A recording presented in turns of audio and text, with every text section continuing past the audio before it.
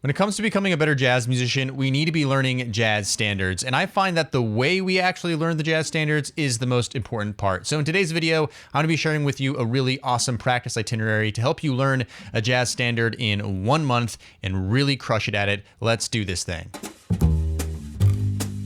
What's up, Brent here from LearnJazzStandards.com, which is a blog, a podcast, and videos geared towards helping you become a better jazz musician. Feel free to subscribe at the button below, hit that bell notification button to never miss out on anything going on here. So in today's video, I'm going to be sharing with you a practice itinerary that I use in my Inner Circle membership, where we do study a new jazz standard every single month to help you do the exact same thing. And by following this particular practice itinerary, I can pretty much guarantee you that by the end of the month, you're going to have a really solid understanding of that jazz standard and really feel confident with at least starting to improvise over top of it. So without further ado, let's jump right into that. Now, this practice itinerary, it's based on if you're able to practice at least 3 times per week. So there's other practice itineraries that I have that are more difficult or easier, but this one is just based on a 3 times per week basis. So week number 1 is all about actually learning the jazz standard, the melody and the chords.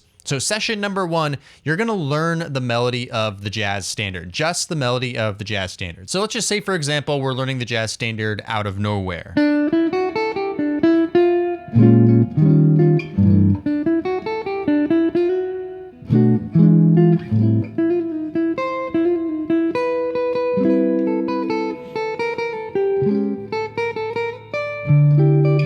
Okay, so you learn just the melody in that first session. Now, if you're not really sure how to learn melodies, I would suggest doing this by ear. And if you need a process for doing that, I'll leave in the card above my list process for learning jazz standards by ear. This will really help you out. Now, in session number 2, you're going to learn the chord changes of the tune. Now, to learn the chord changes of the tune, I do suggest trying to do it by ear with the best of your ability, but fully understanding that if you need to use a chord chart to reference and double check what you're able to actually hear, that will be really valuable for you. So I would just go through the entire tune and learn those chords.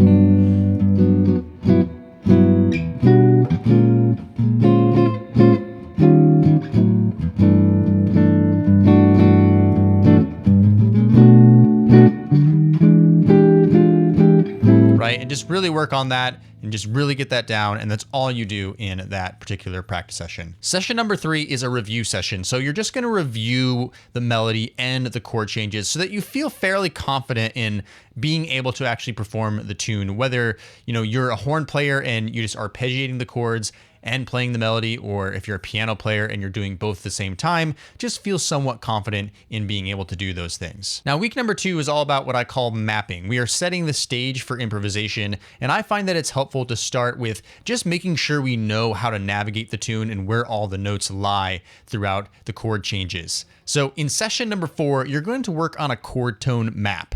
Now, I do talk a lot about chord tone maps and the other maps that I talk about in another video, which I'll go ahead and link up in the card above to check out later, but I'll just breeze through them right now just to make things kind of quick. So the first thing you're going to do is a chord tone map. The chord tones are really important to map out. I use voice leading to connect them together. Here's an example or a little clip of what it would sound like over Out of Nowhere.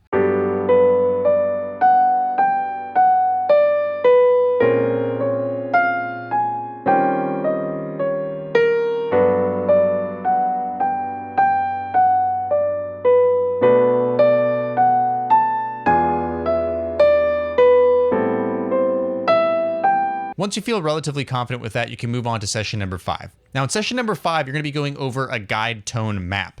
Now, the guide tones are just the thirds and sevenths of each chord, and those are really important to be able to identify because the thirds and sevenths are really the money notes. If you target those in your solos, it's going to really help the chord changes come out. So I do the same thing. I just map out all the guide tones and use voice leading to connect them together, just like this.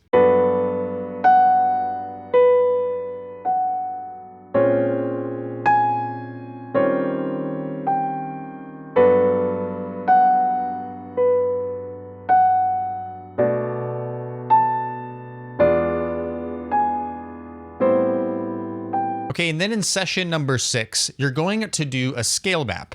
Now, I like to just pick the most basic scales to play over the chord changes, Mixolydians, Dorians, just the major scale, stuff like this, just to keep things simple. Because at the end of the day, we don't need to play a bunch of fancy scales. We're just trying to get those notes in between the guide tones and the chord tones. So I would do the exact same thing, map out the scales over to the different chords and connect them together using voice leading just like this.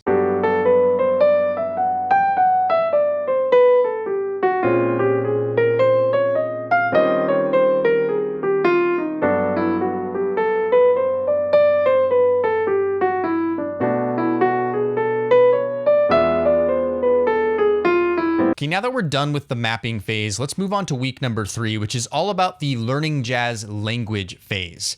Now, this is where I would recommend you picking an etude, like that's what we do in my Inner Circle membership. We have an etude that we work on over the standard, or finding at least one chorus or half of a chorus of the jazz standard you're working on from a musician that you like and learning it by ear. This will be really helpful. You need to learn the jazz language and get some musical ideas flowing over top of this jazz standard. So in session number 7, it's fairly simple. You're just identifying what that piece is, and then you're gonna learn just 1/3 of it. So just measure it all out and only learn the first 1/3 of that piece. And even if you're having to read through it, that's okay if you don't have enough time, but of course it's always better to learn it by ear if you can. Session number 8, nothing different. You're just gonna learn the next 1/3 of that etude or that solo or that chorus of that solo.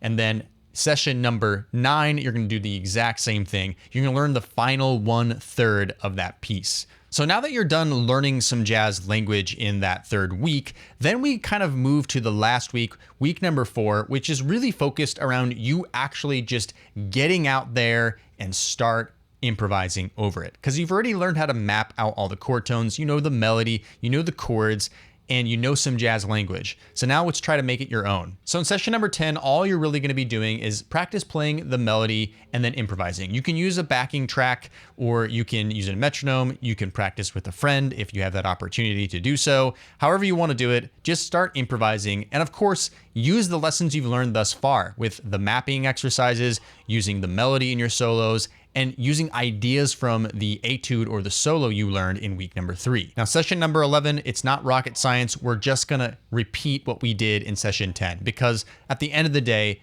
you just gotta keep improvising. You just gotta keep trying things. You just gotta keep experimenting. And ultimately, that's what's gonna make you feel more comfortable over the jazz standard. And lastly, session number 12, you're gonna do the exact same thing. You're gonna play the melody, maybe review the chords if you're a chordal player. You're going to maybe review some of the other etudes and mapping exercises if you'd like, but really at the end of the day, just work on improvising over top of the standard and feeling comfortable with it. Okay, and that's all there is to it, a 4-week, 1-month plan that if you follow this and actually implement it and take action, I can almost guarantee you're gonna know a jazz standard really well by the end of that month. So here's my question for you today. What would you recommend for learning a jazz standard in 1 month? Is there a particular plan that you would go through, or have you done this before? If so, share that process in the comments below. Of course, would love to invite you to join my LJS Inner Circle membership. It's a membership where we do a monthly jazz standard study a month, but it's also access to courses and one-on-one courses and live monthly Q&A calls and a really awesome community of like-minded musicians. I'll go ahead and leave that up there if you'd like to check it out. Make sure you subscribe, make sure you like this video, and I'll see you in the next one.